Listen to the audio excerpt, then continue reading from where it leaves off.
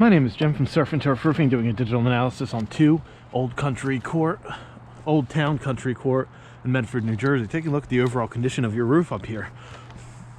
So first thing I noticed coming up on your roofing system here is your back sun porch. This is called a polyglass rolled roof system.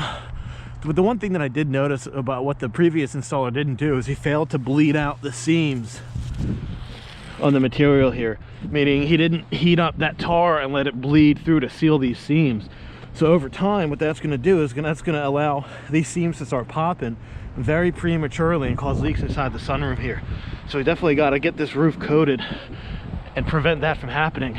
The second thing I noticed up here, come to your chimney. You can see the step flashing around your chimney starting to rust out and actually break away from the chimney itself here. Now the cause of this is just when they put the second layer of tiles on here, what they didn't do is they didn't replace any of this flashing here.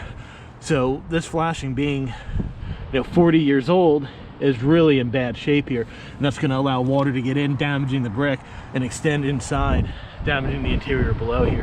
Now if I go to my digital moisture meter and read the level of moisture under your shingles, now normal is under 5%, so if I put it down right next to the chimney here, you're at 23%.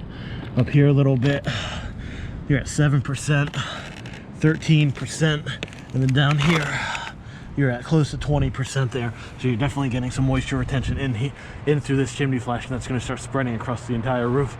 And the next thing that I noticed, when both installers installed both layers of roofs, what they didn't do at the edges here, they didn't install a starter strip. So there's no bond, no adhesion at the perimeter of the home here. So whenever we get a really windy day like we've been having, it's going to kick these shingles up slightly and drive that rain right into the decking and cause damages to the inside. But the biggest problem on the roof is your mixture of a poorly exhausted roofing system and poor workmanship.